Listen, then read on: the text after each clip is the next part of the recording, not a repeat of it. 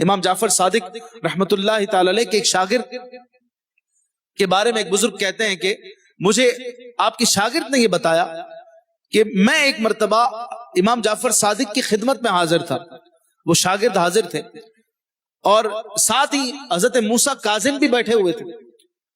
حضرت موسیٰ کاظم یہ امام جعفر کے بیٹے، اور امام جعفر اپنے بیٹے کو نصیحت کر رہے تھے، اور وہ شاگرد کہتے ہیں کہ چند باتیں جو میں یاد رکھ سکا وہ یہ ہیں کہ امام جعفر صادق نے فرمایا، اے بیٹے میری نصیحت قبول کر لو اور میری بات کو یاد رکھنا، اگر تم انہیں یاد نہ رکھو گے تو زندگی بری ہو جائے گی، اگر انہیں یاد رکھو گے تو زندگی اچھی گزرے گی اور تمہاری موت بھی قابل رشک ہوگی۔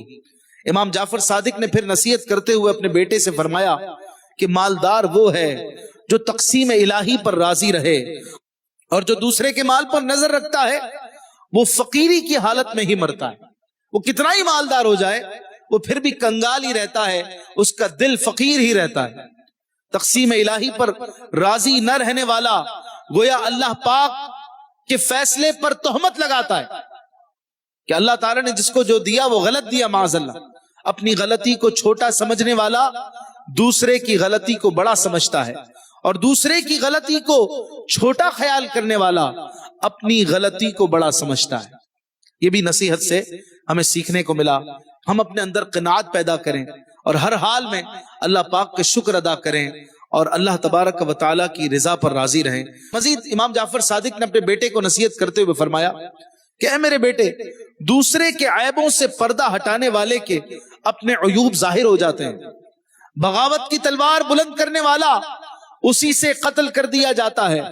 کسی کے لیے گڑھا کھودنے والا خود ہی اس میں جا گرتا ہے۔ بے وقوفوں کی صحبت میں بیٹھنے والا حقیر اور ذلیل ہو جاتا ہے۔ علماء کی صحبت میں بیٹھنے والا عزت پاتا ہے۔ برائی کے مقام پر جانے والے پر تہمت لگائی جاتی ہے۔ سبحان اللہ، کیسی پیاری پیاری نصیحتیں ہیں۔ مزید تیسری نصیحت کرتے ہوئے آپ نے اپنے بیٹے سے ارشاد فرمایا، اے میرے بیٹے، لوگوں پر عیب لگانے سے بچنا، ورنہ لوگ کل تم پر بھی عیب لگائیں گے۔ فضول باتوں سے بچنا، ورنہ ان کی وجہ سے تمہاری عزت میں کمی ہو جائے گی۔ سبحان اللہ۔ چوتھی نصیحت کرتے ہوئے آپ نے فرمایا، اے بیٹا، حق بات ہی کہنا، خواہ وہ تمہارے حق میں ہو یا تمہارے خلاف ہو، کیونکہ مذمت کا سامنا تمہیں اپنے دوستوں کی طرف سے ہی کرنا پڑے گا۔ اللہ اکبر۔ یعنی شریعت کی بات کرنا، ہمیشہ حق بات کرنا، چاہے تمہارا نفس بھی اسے نہ چاہ رہا ہو لیکن پھر بھی حق بولنا۔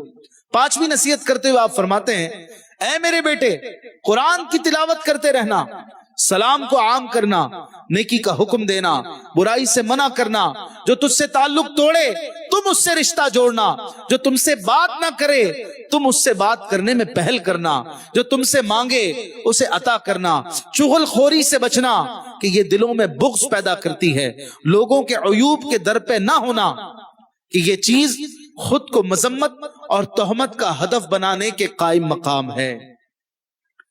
اللہ اکبر۔ امام جعفر صادق رحمت اللہ تعالی علیہ نے چھٹی نصیحت کرتے ہوئے اپنے بیٹے سے ارشاد فرمایا کہ بیٹا، اگر ملاقات کی تمنا ہو، کسی سے ملاقات کی تمنا ہو تو نیک لوگوں سے ملنا، نافرمانوں سے کبھی نہ ملنا۔